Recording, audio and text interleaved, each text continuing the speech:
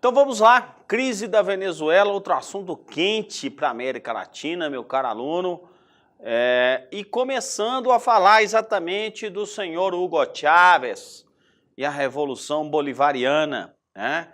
Uma revolução que brota aí no final dos anos 90. Hugo Rafael Chávez Frias foi um político e militar venezuelano, tendo sido o 56º presidente da Venezuela, governando por 14 anos, desde 99 até a sua morte em 2013. É preciso a gente entender um pouquinho o contexto do que efetivamente Chávez chamou de Revolução Bolivariana. Para isso eu quero te levar lá para o quadro, para a gente pontuar algumas questões. Olha só, é importante a gente colocar que a Venezuela, ela tem uma ascensão do chavismo, 98 é a eleição, ele assume em 99.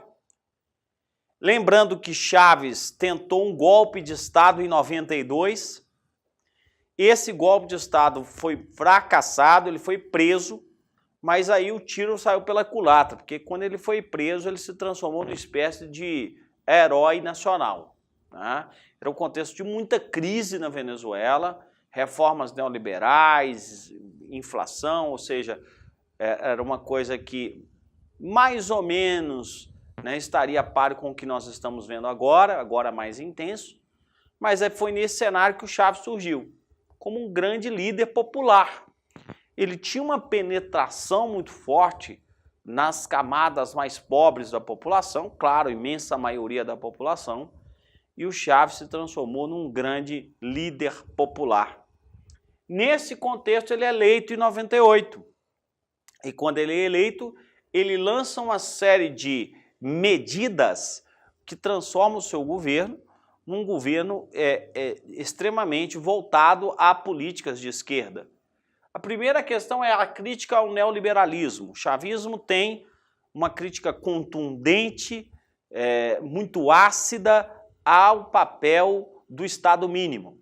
E é por isso mesmo que o próprio Chávez vai promover uma série de estatizações na economia, né?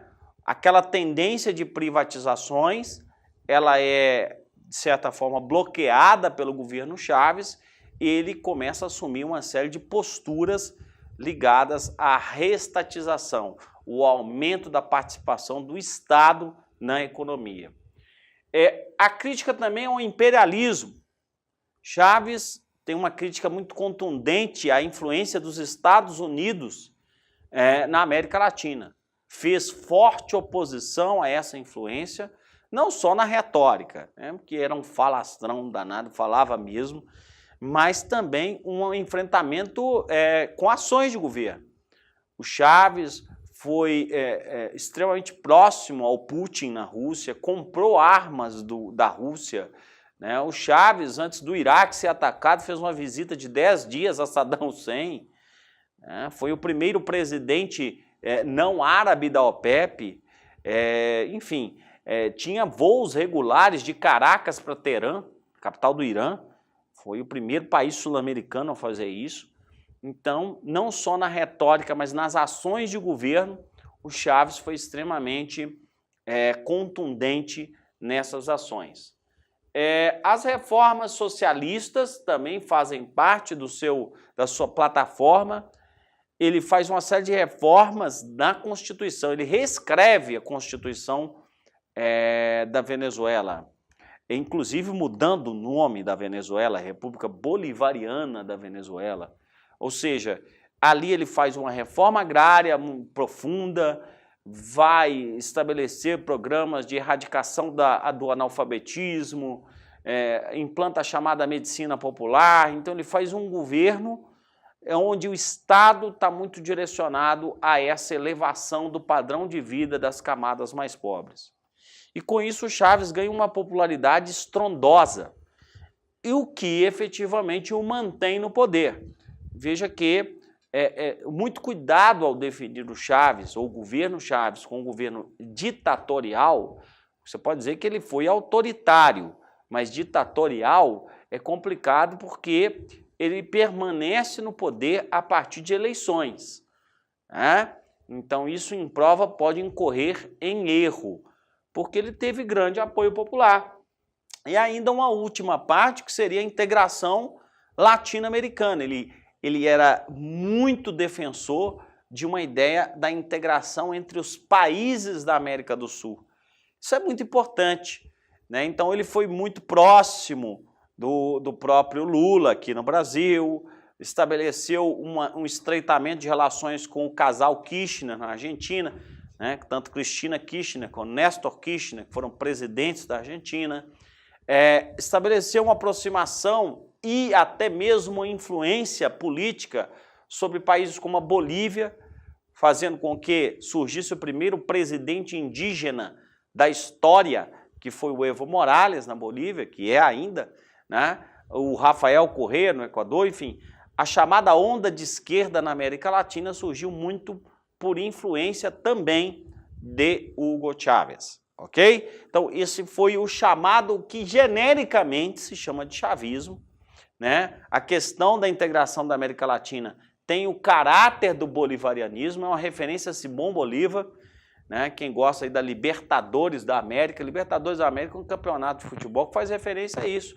Quem é o libertador da América? Simão Bolívar, que pregava que a América do Sul ela tinha que se resguardar do imperialismo norte-americano, do imperialismo europeu, que era possível uma integração entre os povos latino-americanos. Então, é uma ideia muito defendida pelo Simão Bolívar. Voltando lá para a tela.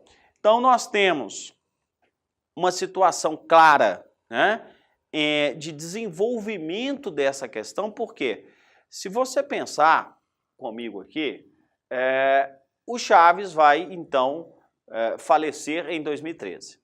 Na sua sucessão, seu vice-presidente Nicolás Maduro. O Nicolás Maduro é uma questão importante a gente avaliar.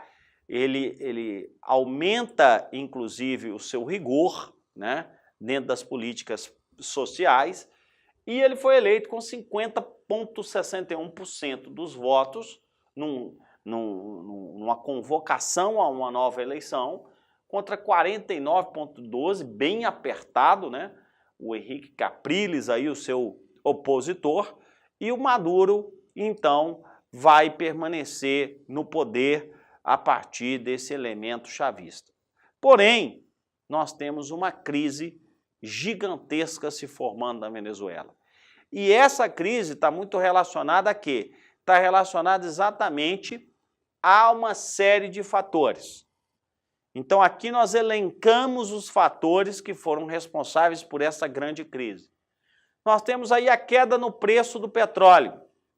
Nós temos a Venezuela, o principal produto, boa parte das exportações venezuelanas estão ligadas exatamente ao petróleo. O preço do barril de petróleo, com a crise financeira de 2008, despenca. Vejam, vocês que no início do século XXI, um barril de petróleo chegou a ser negociado a 180, 190 dólares. E esse mesmo barril, 2015, 2016, chegou a cotações de 60, 70 dólares. Numa economia que é altamente dependente de petróleo, isso significa um verdadeiro naufrágio, né? Então, um dos fatores importantíssimos, talvez o principal, foi a queda do preço do petróleo no cenário internacional. Isso causa um surto inflacionário, uma desvalorização tremenda da moeda venezuelana. Surto inflacionário, quando a gente faz, não é força de expressão, não. Inflação acumulada de 11.500%, né? Então a moeda passa a não valer absolutamente nada. Nós temos uma crise de abastecimento. Por quê? Porque, na realidade, quando você não tem o capital para importar, um país que não diversificou sua economia, tem uma base industrial fraca, né? Isso atinge a agricultura, então tem que importar muito do que consome. Esse país com uma moeda desvalorizada não consegue importar, e isso cria uma crise absurda de abastecimento. O venezuelano não encontra, às vezes, produto de higiene básica na prateleira do supermercado, racionamento de alimento, e isso causa, evidentemente, muita insatisfação popular. O fato é que, quando você tem essa insatisfação popular, ela vai ser destilada, ela vai ser, esparramada nas ruas. E aí, o quarto fator, que são as tensões políticas. Nós temos, nesse contexto de tensão política, uma situação importante, porque a oposição ganha força, né? Os enfrentamentos são constantes, as ruas, as manifestações são cada vez mais violentas, e o país mergulhado numa crise social, num caos político, né? O Maduro tendo um poder cada vez menor sobre essas manifestações, e o quinto e último fator, que é o resultado disso tudo, é o empobrecimento e o aumento da violência. Empobrecimento, hoje os números dizem mais de 80% da população venezuelana está abaixo da linha de pobreza, então os ganhos sociais do chavismo estão sendo perdidos, um país extremamente violento, já visto que os indicadores de violência da Venezuela são piores que os nossos. Então isso tudo causa um fluxo de refugiados, entre aspas, porque esses migrantes venezuelanos ainda, na sua maioria, não são considerados refugiados, ou seja, não se entende que estão migrando por um fator compulsório, são migrantes econômicos, mas que estão numa verdadeira diáspora, né? A Colômbia recebeu quase 500 mil refugiados venezuelanos, o Chile já recebeu 465 mil, cuidado com isso, o Brasil, muito se noticia isso, mas o Brasil não está entre os principais receptores, mas recebeu uma quantidade já importante, 70 mil venezuelanos já entraram no Brasil, especialmente por Roraima, que é um estado sem a menor condição de receber esses imigrantes. Cidades como Paracaima, né, em Roraima, Boa Vista, estão sendo sobrecarregadas em infraestrutura pela entrada desses migrantes. Beleza? Então vamos às questões. Tela cheia, por favor, vamos acertar tudo.